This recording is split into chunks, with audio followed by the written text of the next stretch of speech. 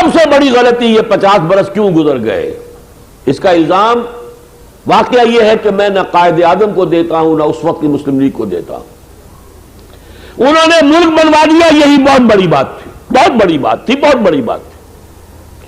اس وقت کی ملت اسلامیہ ہندیہ کے 2/3 کو ہندو اکثریت کے دباؤ سے بچا لیا۔ اب تو آپ کے ہاتھ میں تھا نا معاملہ، آپ کی اکثریت تھی، آپ اگر چاہتے کچھ تو کیوں نہ ہو جاتا۔ اگر نہیں کیا ہے تو پھر مجرم ہم ہیں، ایک ایک فرد مجرم ہے، جو چلے گئے وہ بھی مجرم تھے، جو ہیں وہ بھی مجرم ہیں۔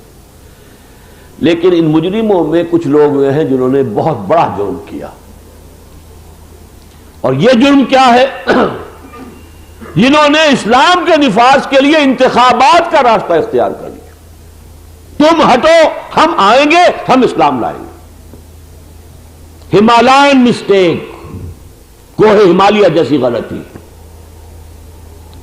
دیکھیے تاریخی حقیقت ذہن میں رکھیے، جب تک جماعت اسلامی پولیٹیکل پارٹی نہیں تھی، کسی الیکشن میں نہیں آئی تھی، مولانا مودودی حالانکہ تحریک پاکستان میں پاکستان کی تحریک کا ساتھ نہیں دیا تھا، یہ ہلکے سے ہلکا لفظ میں استعمال کر رہا ہوں، ورنہ تنقیدیں بھی کی تھی، مخالفت بھی کی تھی، لیکن کم سے کم یہ کہ ساتھ نہیں دیا تھا۔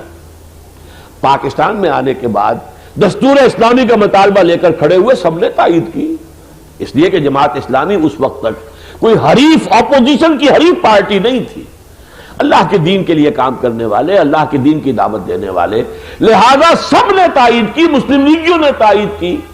سب سے بھرپور تائید کرنے والے مولانا شبیر احمد عثمانی رحمۃ اللہ علیہ، جو مسلم لیگی تھے، جماعت اسلامی کے رکن تو نہیں تھے، اور قرارداد مقاصد پاس ہو گئی، حاکمیت اللہ کے لیے۔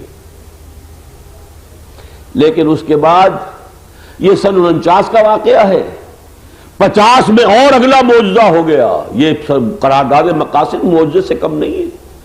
20ویں صدی کا وسط، دنیا میں سیکولرزم کا ڈنکا بج رہا ہے، اور یہاں 10 کروڑ عوام کی نمائندہ اسمبلی کہہ رہی ہے کہ ہم کسی حاکمیت کے مدعی نہیں ہیں، حاکمیت اللہ کے لیے۔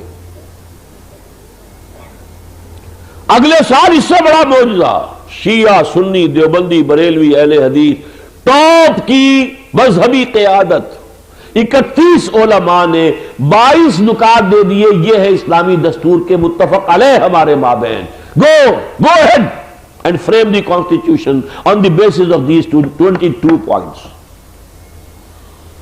آج تو خواب نظر آتا ہے کہ کیا واقعی شیعہ سنی جمع ہو سکتے؟ کیا دیوبندی بریلوی جمع ہو؟ وہ تو بریلوی نہ معلوم کتنی شاخوں میں پھٹ گئے، دیوبندی پتہ نہیں کتنی شاخوں میں پھٹ گئے، اہل حدیث نہ معلوم کتنی جماعتوں میں اور جمعیتوں میں پھٹ گئے۔ یہ میں آپ کو سن 50 کی بات بتا رہا ہوں۔ 31 علماء ٹاپ کے، مفتی شفیع صاحب بھی تھے رحمت اللہ علیہ، مولانا اشہاب الحق تھانوی بھی تھے رحمت اللہ علیہ، شیعوں میں جعفر مجتہد، بڑے ٹاپ کے مجتہد وہ بھی تھے، حافظ کفایت حسین ان کا ٹاپ کے ذاکر تھے وہ بھی تھے، اہل حدیث ٹاپ کی قیادت تھی، بریلوی ٹاپ کی قیادت تھی، یہ سب کے سب لوگ۔ سن 51 میں جماعت اسلامی نے انتخابات میں چھلانگ لگائی، اور اب دین کو قومی مسئلہ نہیں، پارٹی ایشو بنا دیا۔ ظاہر بات ہے اب دوسری پارٹی مخالفت کرے ہی کرے، یہ تو آپ کا پارٹی ایشو ہے، اب اس کے حوالے سے آپ اقتدار پر قبضہ کرنا چاہتے ہیں۔ بہت بڑی بد نصیبی ہے۔ دیکھیے میں نیت پر حملہ نہیں کر رہا، کیا ہے خلوص کے ساتھ، نیک نیتی کے ساتھ۔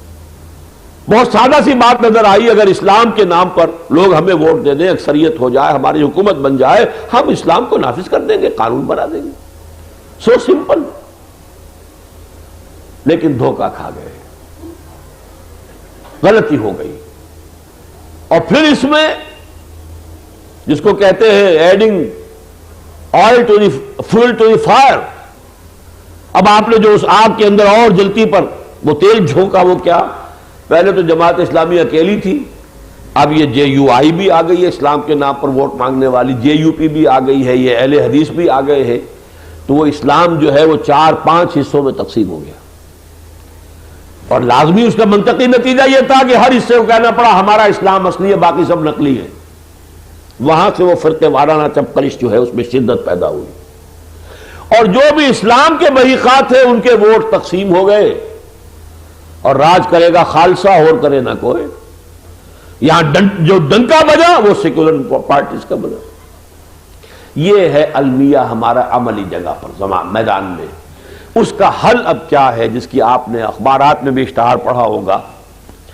دیکھیے ایک میری آپ سے بات ہے انفرادی سطح پر, انفرادی توبہ نمبر 1, اور پھر اس کو اجتماعی توبہ تک پہنچانے کے لیے ہر شخص داعی بننے کا فیصلہ کر لے.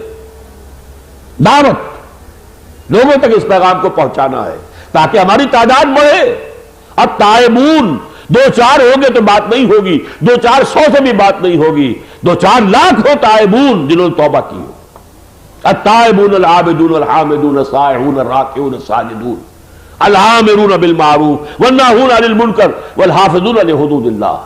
تو داعی بننے کے لیے ظاہر بات ہے کہ آپ کو اتنی عربی تو سیکھیے, جو پڑھے لکھے لوگ ہیں, نوجوان ہیں, کم سے کم وہ تو کریں, عزم کریں.